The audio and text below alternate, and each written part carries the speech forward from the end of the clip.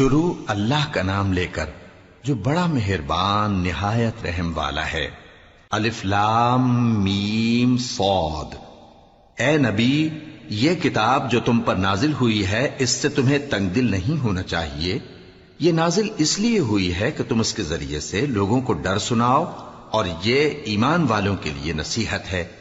لوگوں، جو کتاب تم پر تمہارے پروردگار کے ہاں سے نازل ہوئی ہے اس کی پیروی کرو، اور اس کے سوا اور رفیقوں کی پیروی نہ کرو، اور تم کم ہی نصیحت قبول کرتے ہو۔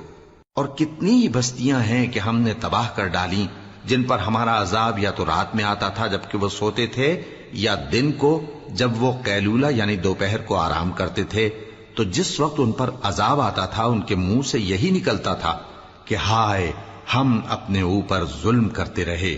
تو جن لوگوں کی طرف پیغمبر بھیجے گئے ہم ان سے بھی پرسش کریں گے اور پیغمبروں سے بھی پوچھیں گے، پھر اپنے علم سے ان کے حالات بیان کریں گے، اور ہم کہیں غائب تو نہیں تھے۔ اور اس روز اعمال کا تلنا برحق ہے، تو جن لوگوں کی تولیں بھاری ہوں گی وہ تو کامیاب ہیں، اور جن کی تولیں ہلکی ہوں گی تو یہی لوگ ہیں جنہوں نے اپنے آپ کو خسارے میں ڈالا، اس لیے کہ ہماری آیتوں کے بارے میں بے انصافی کرتے تھے۔ اور ہم ہی نے زمین میں تمہارا ٹھکانہ بنایا اور اس میں تمہارے لیے اسباب معیشت پیدا کیے، مگر تم کم ہی شکر کرتے ہو۔ اور ہم ہی نے تم کو ابتدا میں مٹی سے پیدا کیا، پھر تمہاری شکل و صورت بنائی، پھر فرشتوں کو حکم دیا کہ آدم کے آگے سجدہ کرو، تو سب نے سجدہ کیا لیکن ابلیس کہ وہ سجدہ کرنے والوں میں شامل نہ ہوا۔ اللہ نے فرمایا، جب میں نے تجھ کو بھی حکم دیا تھا تو کس چیز نے تجھے سجدہ کرنے سے باز رکھا؟ اس نے کہا کہ میں اس سے افضل ہوں، مجھے تو نے آگ سے پیدا کیا ہے اور اسے مٹی سے بنایا ہے۔ فرمایا، تو بہشت سے اتر جا، تجھے شایع نہیں کہ یہاں تکبر کرے، پس نکل جا کہ تو ذلیل لوگوں میں سے ہے۔ اس نے کہا کہ مجھے اس دن تک مہلت عطا فرما جس دن لوگ قبروں سے اٹھائے جائیں گے۔ فرمایا، اچھا، تجھ کو مہلت دی جاتی ہے۔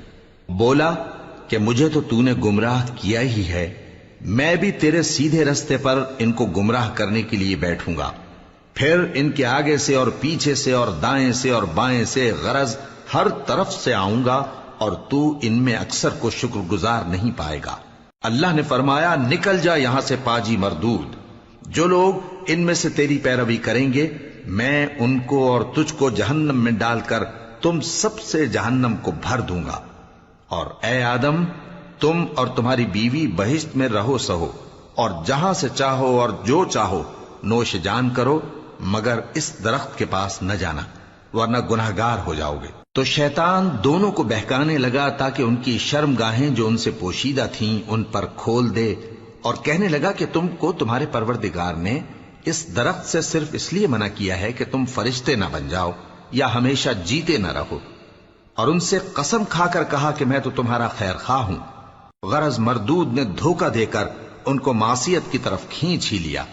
سو جب انہوں نے اس درخت کے پھل کو کھا لیا تو ان کی شرم گاہیں کھل گئیں، اور وہ بہشت کے درختوں کے پتے توڑ توڑ کر اپنے اوپر چپکانے اور سطر چھپانے لگے۔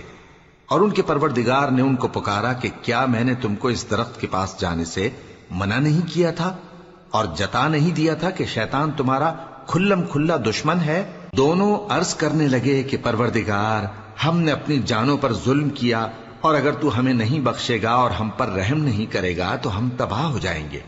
فرمایا، تم سب بہشت سے اتر جاؤ، اب سے تم ایک دوسرے کے دشمن ہو، اور تمہارے لیے ایک وقت خاص تک زمین میں ٹھکانا اور زندگی کا سامان کر دیا گیا ہے۔ فرمایا کہ اسی میں تمہارا جینا ہوگا اور اسی میں مرنا، اور اسی میں سے قیامت کو زندہ کر کے نکالے جاؤ گے۔